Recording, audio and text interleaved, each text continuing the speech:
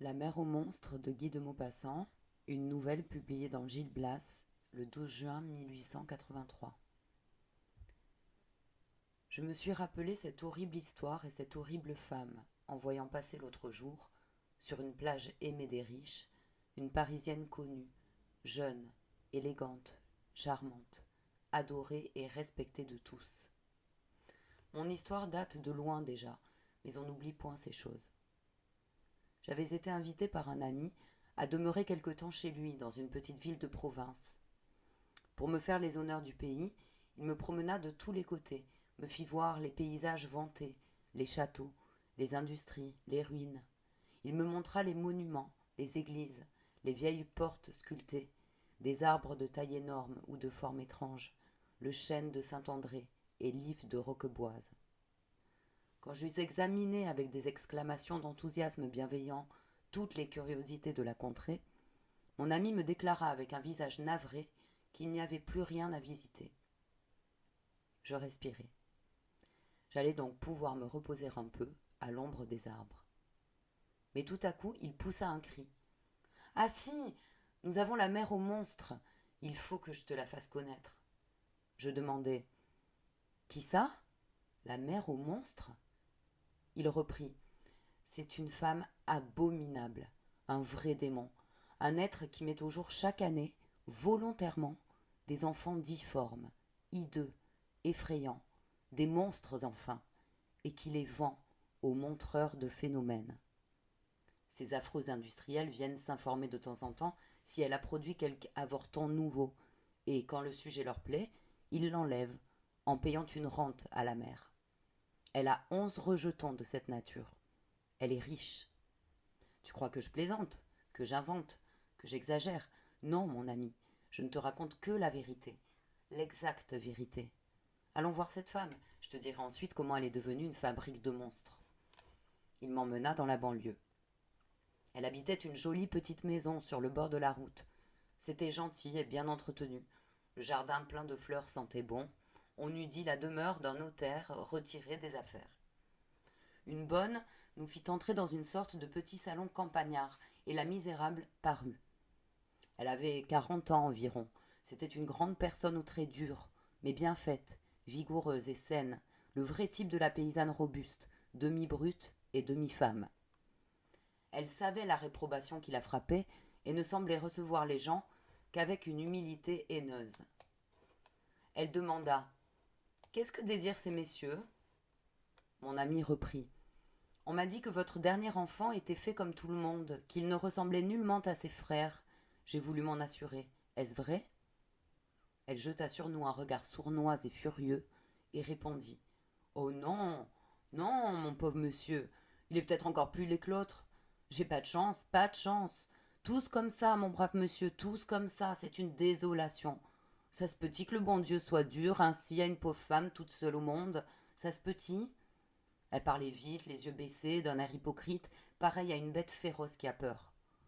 Elle adoucissait le ton âpre de sa voix, et on s'étonnait que ses paroles larmoyantes et filées, enfoncées, sortissent de ce grand corps osseux, trop fort, aux angles grossiers, qui semblait fait pour les gestes véhéments et pour hurler à la façon des loups.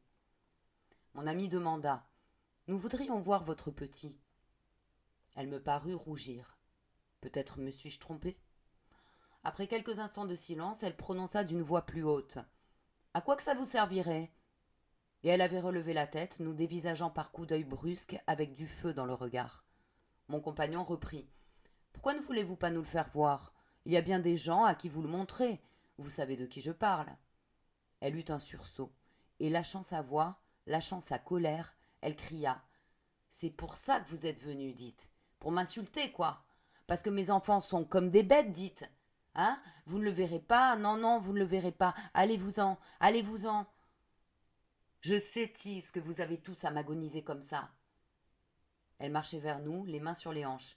Au son brutal de sa voix, une sorte de gémissement, ou plutôt un miaulement, un cri lamentable d'idiot, parti de la pièce voisine.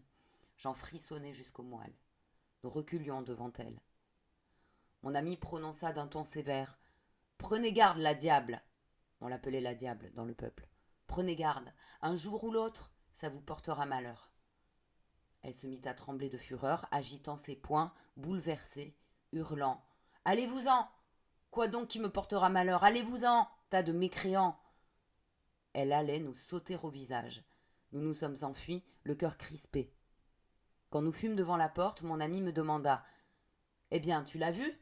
Qu'en dis-tu » Je répondis « Apprends-moi donc l'histoire de cette brute. » Et voici ce qu'il me conta en revenant à pas lents sur la grande route blanche, bordée de récoltes déjà mûres, qu'un vent léger, passant par souffle, faisait onduler comme une mer calme.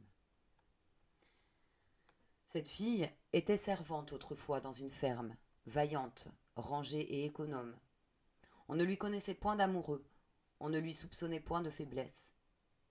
Elle commit une faute, comme elles font toutes, un soir de récolte, au milieu des gerbes fauchées, sous un ciel d'orage, alors que l'air immobile et pesant semble plein d'une chaleur de four et trempe de sueur les corps bruns des gars et des filles. Elle se sentit bientôt enceinte et fut torturée de honte et de peur. Voulant à tout prix cacher son malheur, elle se serrait le ventre violemment avec un système qu'elle avait inventé, corsé de force, fait de planchettes et de cordes. Plus son flanc s'enflait sous l'effort de l'enfant grandissant, plus elle serrait l'instrument de torture, souffrant le martyre, mais courageuse à la douleur, toujours souriante et souple, sans laisser rien voir ou soupçonner. Elle estropia dans ses entrailles le petit être étreint par l'affreuse machine. Elle le comprima, le déforma, en fit un monstre. Son crâne pressé s'allongea, jaillit en pointe avec 2 gros yeux en dehors, tout sortis du front. Les membres opprimés contre le corps poussèrent, tortus comme le bois des vignes, s'allongèrent démesurément, terminés par des doigts pareils à des pattes d'araignée. Le torse demeura tout petit et rond, comme une noix. Elle accoucha en plein champ, par un matin de printemps. Quand les sarcleuses, accourues à son aide, virent la bête qui lui sortait du corps, elles s'enfuirent en poussant des cris. Et le bruit se répandit dans la contrée qu'elle avait mis au monde un démon. C'est depuis ce temps qu'on l'appelle la diable. Elle fut chassée de sa place, elle vécut de charité et peut-être d'amour dans l'ombre, car elle était belle fille et tous les hommes n'ont pas peur de l'enfer. Elle éleva son monstre qu'elle haïssait d'ailleurs d'une haine sauvage et qu'elle eût étranglé peut-être si le curé, prévoyant le crime, ne l'avait épouvanté par la menace de la justice. Or, un jour, des montreurs de phénomènes qui passaient entendirent parler de l'avorton effrayant et demandèrent à le voir pour l'emmener s'il leur plaisait. Il leur plut, et ils versèrent à la mère 500 francs comptant. Elle, honteuse d'abord, refusait de laisser voir cette sorte d'animal, mais quand elle découvrit qu'il valait de l'argent, qu'il excitait l'envie de ces gens, elle se mit à marchander, à discuter sou par sou, les allumant par les difformités de son enfant, haussant ses prix avec une ténacité de paysan. Pour n'être pas volée, elle fit un papier avec eux, et ils s'engagèrent à lui compter en outre 400 francs par an, comme s'ils eussent pris cette bête à leur service. Ce gain inespéré affola la mère, et le désir ne la quitta plus d'enfanter un autre phénomène pour se faire des rentes comme une bourgeoise. Comme elle était féconde, elle réussit à son gré, et elle devint habile, paraît-il, à varier les formes de ces monstres, selon les pressions qu'elle leur faisait subir pendant le temps de sa grossesse. Elle en eut de longs et de courts, les uns pareils à des crabes, les autres semblables à des lézards. Plusieurs moururent. Elle fut désolée. La justice essaya d'intervenir, mais on ne put rien prouver. On la laissa donc en paix fabriquer ces phénomènes. Elle en possède en ce moment 11 bien vivants qui lui rapportent, bon an mal an, 5 à 6 000 francs. Un seul n'est pas encore placé, celui qu'elle n'a pas voulu nous montrer. Mais elle ne le gardera pas longtemps car elle est connue aujourd'hui de tous les bateleurs du monde qui viennent de temps en temps voir si elle a quelque chose de nouveau. Elle établit même des enchères entre eux quand le sujet en vaut la peine. Mon ami se tut. Un dégoût profond me soulevait le cœur, et une colère tumultueuse, un regret de n'avoir pas étranglé cette brute quand je l'avais sous la main. Je demandai « Qui donc est le père ?» Il répondit « On ne sait pas. Il ou ils ont une certaine pudeur. Il ou ils se cachent. Peut-être partagent-ils les bénéfices.